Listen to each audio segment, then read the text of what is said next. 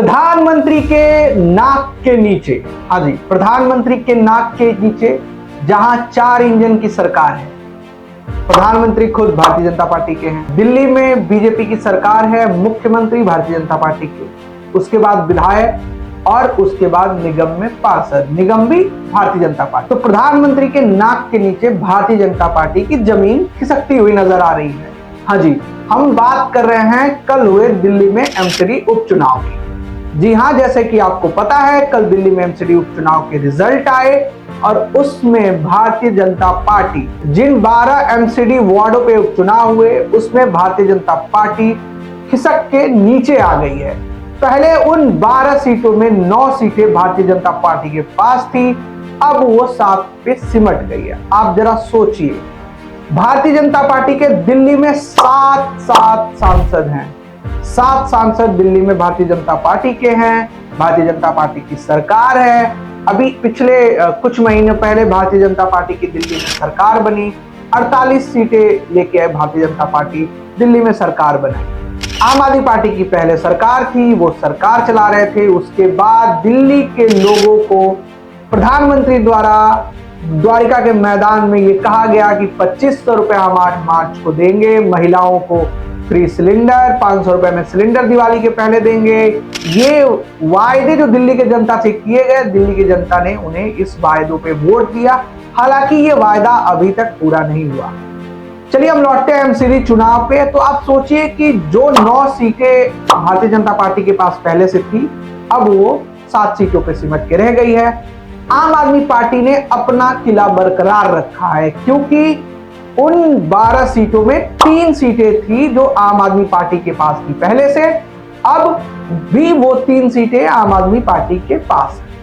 Bharatiya Janata party को अब इस बात को समझना होगा कि उनका किला क्यों पीछे घसक रहा है। हालांकि भारतीय जनता पार्टी इसको अपनी उपलब्धि बता रही है, खूब ढोल नगाड़े बज रही है, लेकिन ये भारतीय जनता पार्टी का खिसकता हुआ जनाधार है जो कि दिख रहा है। लेकिन सवाल ये है कि इस एमसीडी चुनाव को हम किस तरह से देखते हैं। कुल मिलाकर 12 अलग अलग वार्डों में चुनाव हुए थे और इस 12 में से 7 पर बीजेपी ने जीत हासिल की और 3 पे आम आदमी पार्टी ने जीत हासिल की। एक निर्दलीय के पास सीट गया और एक कांग्रेस के पास सीट गया। कांग्रेस के लिए ये एक सीट किसी संजीवनी से कम नहीं है। कांग्रेस अलग जश्न में डूबी हुई है, क्योंकि दिल्ली में कांग्रेस का एक सीट आना इनके लिए बहुत बड़ी बात है, क्योंकि कांग्रेस इस दिल्ली से और इस देश से विलुप्त होती हुई नजर आ रही है। देखिए, आम आदमी पार्टी के अनिल लाकड़ा वो जीते हैं, भाजपा के जयपाल सिंह धराल को वो वहां उन्होंने चुनाव हराया है। शालीमार बाग से मुख्यमंत्री रेखा गुप्ता का जो क्षेत्र है वहां पर भाजपा की कैंडिडेट जीती हैं और बबीता राणा की वहां हार हुई है। आम आदमी पार्टी की प्रत्याशी बबीता राणा बहुत जोर शोर से वहां चुनाव लड़ रही थी, वहां वो चुनाव हार गई हैं। सीमा विकास गोयल जो चुनाव जीती हैं वो आम आदमी पार्टी से हैं। भाजपा की नीलम वहां चुनाव हार गई हैं। चांदनी चौक वार्ड पे भारतीय जनता पार्टी का कैंडिडेट सुमन कुमार गुप्ता वहां चुनाव जीत गए हैं। चांदनी महल एक ऐसा सीट था जहां आम आदमी पार्टी के विधायक ने बगावत कर दी थी। वो बगावत इसलिए उसने किया था क्योंकि वो अपने किसी रिलेटिव को वहां वार्ड की टिकट चाह रहे थे। लेकिन आप सबको पता है, आम आदमी पार्टी जो हमेशा परिवारवाद के खिलाफ रही, हमेशा परिवारवाद के खिलाफ अपना पुरजोर आवाज उठाती रही, उन्होंने इस बात को सिरे से नकार दिया कि हम किसी एमएलए, किसी विधायक को हम पार्षद का टिकट, उनके रिलेटिव को पार्षद का टिकट देने जा रहे हैं। इस बात पर वहां के जो एमएलए हैं वो नाराज हो गए और उन्होंने पार्टी से बगावत कर दी और उन्होंने अपना एक निर्दलीय उम्मीदवार उतारा। हालांकि अब वो निर्दलीय उम्मीदवार जीत गया है, लेकिन ये बहुत बड़ी बात है कि आम आदमी पार्टी ने अपने सिद्धांतों से समझौता नहीं किया।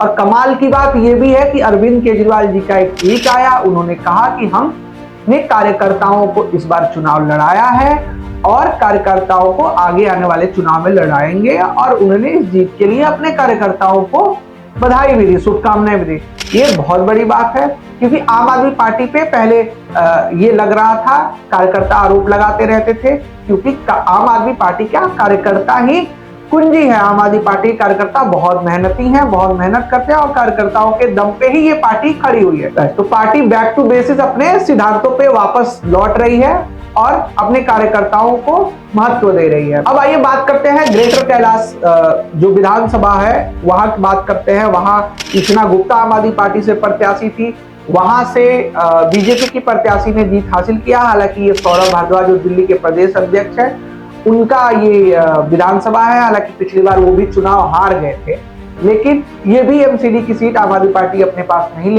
ले आ पाई और वो भी वहां चुनाव हार गए। ओवरऑल देखा जाए तो ये जो चुनाव था वो इन मुद्दों पे चुनाव लड़ा गया था।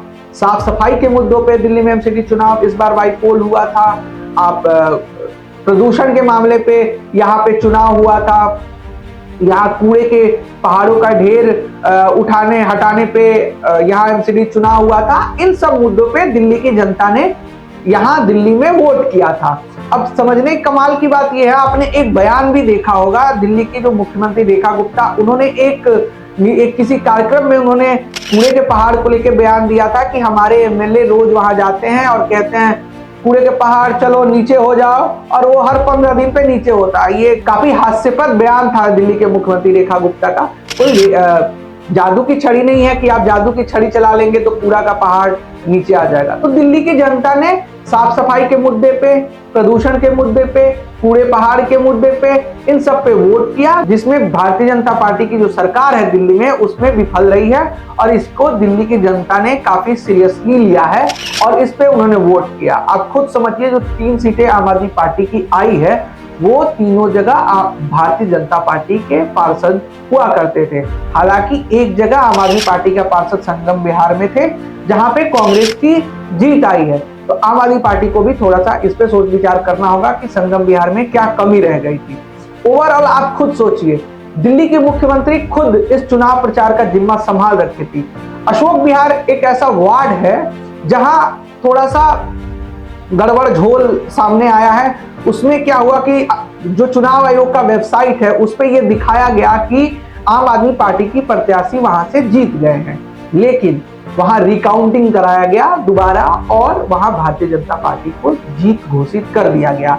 तो ये भी संदेह के घेरे में ये आया। इस पे आम आदमी पार्टी ने प्रेस कॉन्फ्रेंस की, सौरभ भारद्वाज ने अपनी बातें रखी। उन्होंने कहा कि यहाँ पे वोट चोरी का मामला में हेर फेर किया गया है, चुनाव आयोग पे आरोप लगे। उन्होंने वो डाटा भी दिखाया जो चुनाव आयोग ने जारी किया था। अशोक विहार ये ऐसा वार्ड है कि आप खुद समझिए, यहाँ दिल्ली के मुख्यमंत्री पिछले 1 महीनों में 10 बार पहुंची हुई थी। और खबर ये भी आया, हालांकि हम इस खबर की पुष्टि नहीं करते हैं, खबर ये भी आया कि फ्री सिलेंडर वहां के वार्डों में बांटा गया।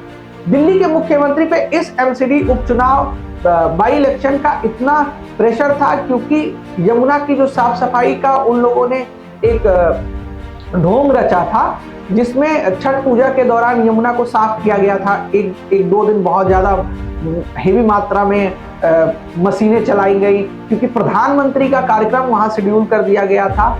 एक फेक यमुना क्रिएट किया गया, जिससे काफी भारतीय जनता पार्टी का थूथू हुआ था, जिसमें प्रधानमंत्री के आने का प्रोग्राम कैंसिल कर दिया गया था। इसके बाद कहा जाता है मीडिया सूत्रों से कि काफी डांट मिली थी भारतीय जनता पार्टी दिल्ली सरकार की यूनिट को, काफी ऊपर से डांट मिली थी, जिसमें ये जो चुनाव था साख बन गया था भारतीय जनता पार्टी। इनको था कि 12 पे 12 सीटें या हम अपनी कैसे 9 सीटें बचा पाए, जिसमें वो बिल्कुल विफल रही है। तो जो एमसीडी चुनाव है जिसके रिजल्ट आपको कल आपने देखा कि कैसे 9 पे 7 सीटों पे भारतीय जनता पार्टी आ गई है, 3 सीटों पे आम आदमी पार्टी अपना किला बरकरार रखी है।